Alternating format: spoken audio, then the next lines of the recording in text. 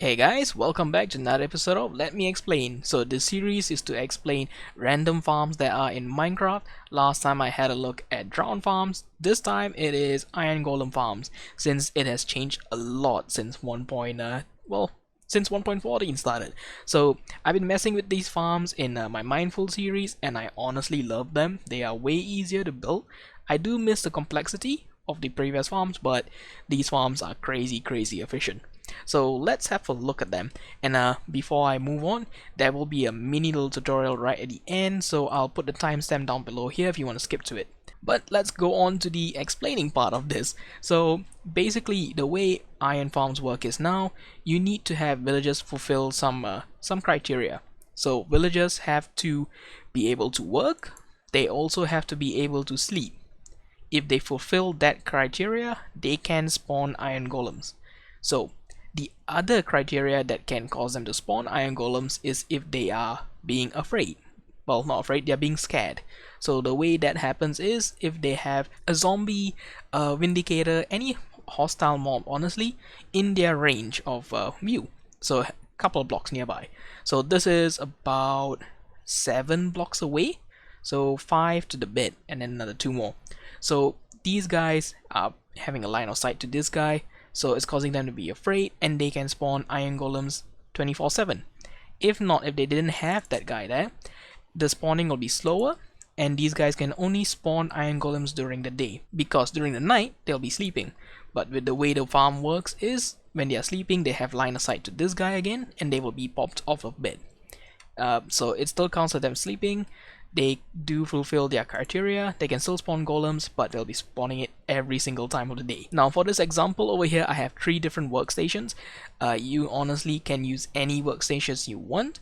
I do recommend not using stonecutter, lectern, and grindstone.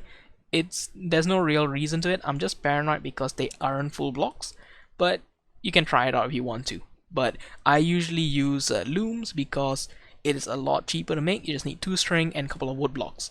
So these guys over here in their cell, there is their workstations there, 2 workstations on their sides, put on across a bed. Now you can see it's turning nighttime, they're trying to sleep. But there is a trap door here. There's also carpet. So what happens is as you're going up and down, it breaks your line of sight a little bit.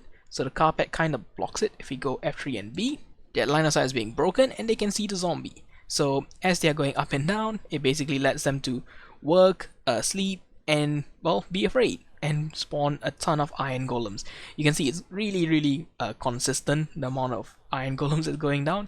It's roughly every 30 seconds or so they will keep spawning.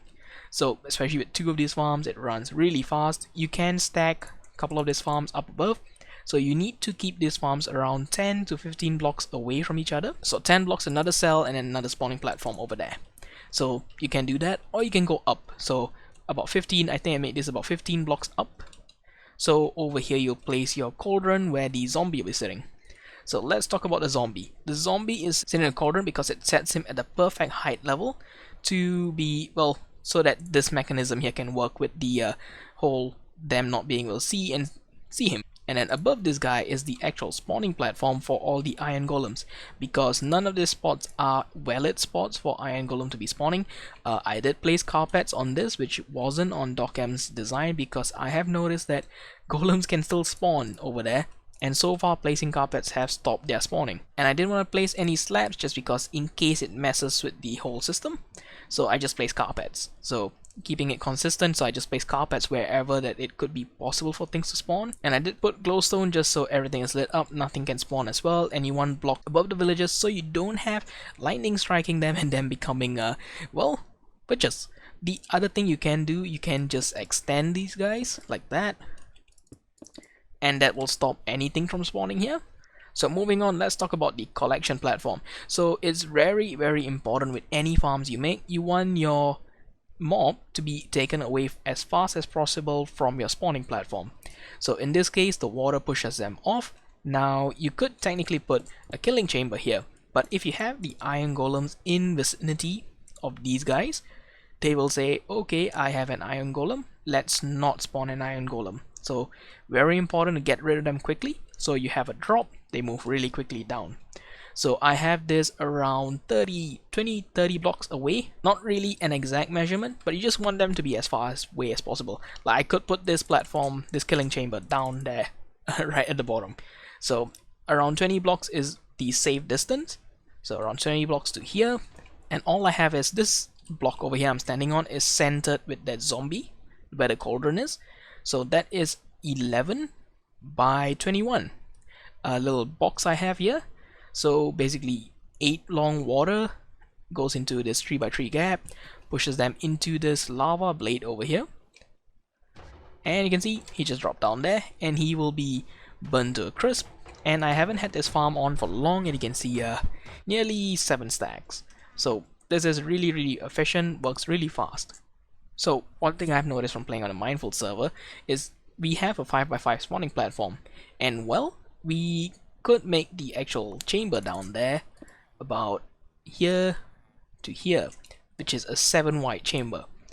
But what I have noticed is that when we do that, the golems tend to drop somewhere around here and here, and if you make it 7 wide, they will land on the walls. So you don't really want that, you want them to drop down and get killed.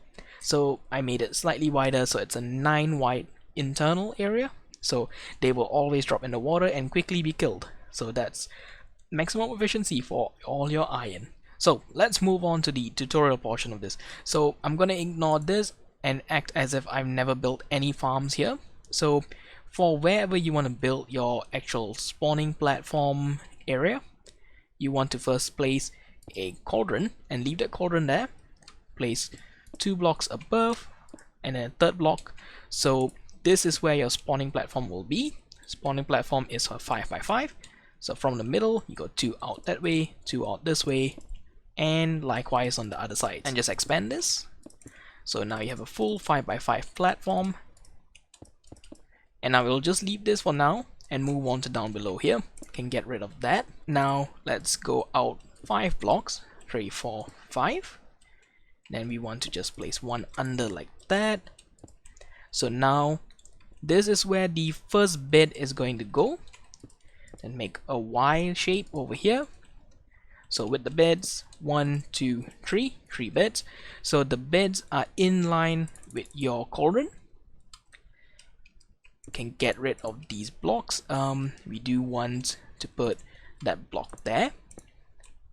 So this block in the middle of the bed is where the actual villagers is going to be sitting down here. So I like to place a trapdoor here, like suggested by Doc M, just so that when they're in the water, they're not bouncing up as much, to ensure the efficiency of the whole system. So can leave that like that. I'm gonna be using the same workstation for this whole thing. So 1 workstation down here on the same level, 1 workstation on the bed, another one on the bed. Want to place a random block here. Gonna place carpet on that, a slab on top of that so nothing can spawn. Now that we've done that, we're gonna go over here, place a full block, get a trapdoor, place it there, and then break that full block. You want to put a slab against that trapdoor and put carpet above that. So the cell is technically complete now. We can break off these blocks, we don't need that anymore. So now we just need the water, place water in that, so waterlock the trapdoor. And you could put your villagers in now. You also have to make sure once you put your villagers in that you put a slab above their head, so you don't have lightning striking them and turning them to witches. So you can leave this open for now, and then you can get whatever method you want to bring your villagers up here. Either have a villager breeder up here and then just drop them down, or bring them with minecart, or bring them with a water elevator. So any method works, just have to have 3 villagers in here. But for this, I'm just gonna be placing villagers in. So 1, 2, 3. So we have 3 villagers in here. They should pick up their profession soon enough. And I'm gonna be placing the slab as well over there. And then a lighting block and that. You can just use any lighting block you want. You can even make this full block and then put a torch above here. Doesn't really matter, just have some kind of lighting. So this cell is completed. Technically the farm would be functioning now if we have a zombie in here. So all we have to do for the other cell is just duplicate it over. So like I said before, 5 blocks away, so 5 blocks. We go one down, make a Y shape, and that will be the placement of our tree beds. Not that. Have a random block here, any block you want. Place a trapdoor. Place your workstation like that. So one workstation is against the trapdoor down here. You want to place a full block above that workstation, a slab above that. I use a carpet above this, but I forgot to keep the carpet in my hotbar. Alright, there we go. Carpet. Then what we want to do is, as we stand here, put a full block, put a trapdoor, open it up, can come back out here. And then what we want to do is we want to place a slab against that trapdoor, and then just carpet, and also make sure to waterlock that trapdoor. So that's all there is to this. And then place your villagers down here, place a full block there, use the bottom slab, put a slab there, just so your villagers don't bounce up and down. Put any lighting you want, and then I'm just gonna put another slab on top of that. We have our villagers cells completed. Now let's get rid of this. So now over here all we need is our zombie. So I'm gonna be breaking that top block, and I'm also gonna be doing this. I'm gonna be blocking off the line of sight of the villagers with the zombie, because I do not want them to see him as I'm placing him down. And the other thing I need to do is I need to align the zombie with this cauldron. So the best way you can do that is use trapdoors. So as the zombie comes up here, let's put another trapdoor.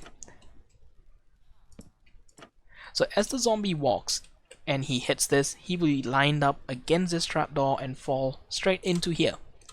So the other thing I want to do is just make sure that he doesn't fall into the wrong spot. I can leave it like that, that's fine, so I can see him as he falls in.